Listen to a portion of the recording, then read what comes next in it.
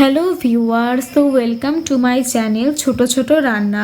আজকে আমি আপনাদের শেখাবো কি করে আপনারা টমেটো আর খেজুর দিয়ে ঘরোয়া উপকরণের সাহায্যেই খুব মুখরোচক একটি চাটনি তৈরি করে নিতে পারবেন। এই চাটনিটি কিন্তু অসম্ভব ভালো লাগে খেতে। তো চলুন দেরি না করে আমাদের রেসিপিটি শুরু করা যাক।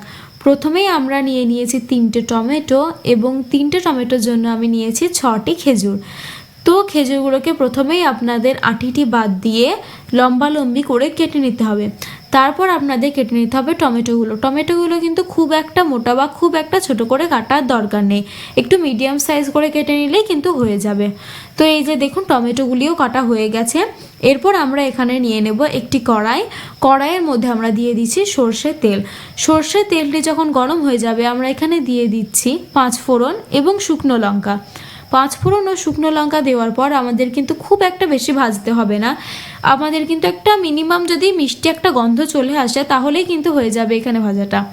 এরপর আমরা এখানে দিয়ে দিচ্ছি টমেটো, আর টমেটোর সাথে দিচ্ছি স্বাদ মতো নুন এবং নুন আর হলুদ দিয়ে টমেটোটাকে কিন্তু একটু হালকা আঁচে ভাজতে হবে।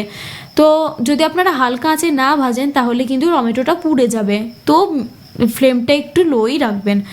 এরপর আমরা দেখুন টমেটোটা আগের থেকে অনেকটাই গলে গেছে, তো এখানে যেটুকু টমেটো গোটা গোটা আছে আমি কিন্তু এগুলোকে গলিয়ে দিচ্ছি খুন্তির সাহায্যে। টমেটোটা গলে যাওয়ার পরে আমরা একটু ভেজে নেব যতক্ষণ না টমেটোটার মধ্যে একটা আঠালো ভাব চলে আসছে। টমেটোটার মধ্যে আঠালো ভাব চলে আসার পর আমরা এখানে দিয়ে দিচ্ছি স্বাদ মতো চিনিটি যতক্ষণ না অবধি গলে যাচ্ছে ততক্ষণ আপনাদের কিন্তু খুব ভালোভাবে মিশিয়ে নিতে হবে। চিনির পরিমাণটা আপনারা কম বেশি করে নিতে পারেন, আমি খুব একটা মিষ্টি খাই না সেজন্য আমি এখানে চিনিটা অল্পই রেখেছি।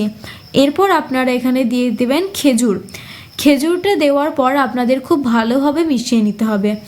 আপনারা এখানে চাইলে কাজু কিশমিশ অথবা আমসত্ত্ব এগুলিও অ্যাড করতে পারেন, আমার কাছে ছিল না তাই আমি অ্যাড করিনি। এটা কিন্তু ভালো করে মিশিয়ে নেবেন, একটু বেশিক্ষণ ধরে মেশাবেন যাতে খেজুরটা একটু নরম হয়ে যায়। আপনারা কিন্তু চাটনিটা একদম ঘন করে নামাবেন না, নামানোর সময় একটু পাতলা করেই নামাবেন, কেননা এটি নামানোর পর মানে ঠান্ডা হওয়ার পর এটা কিন্তু অটোমেটিক একদম ঘন হয়ে যায়। তো দেখুন চাটনিটি ঠান্ডা হওয়ার পর কতটা ঘন হয়ে গেছে আর আমি কতটা পাতলা করে নামিয়েছিলাম। তো আজকে আমাদের রেসিপিটি তৈরি হয়ে গেছে। এই চাটনিটি কিন্তু আপনারা ভাত অথবা খিচুড়ি অথবা আপনারা গরম গরম পাঁপড় এগুলির সাথে খেতে পারেন, এটি কিন্তু খুবই ভালো লাগে খেতে। আপনারা অবশ্যই একবার ট্রাই করে দেখবেন এবং আমাকে কমেন্টে জানাবেন এটি কীরকম হয়েছে।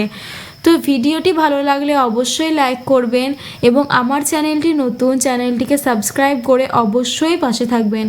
ভিডিওতে শেষ পর্যন্ত থাকার জন্য আপনাদের অনেক অনেক ধন্যবাদ।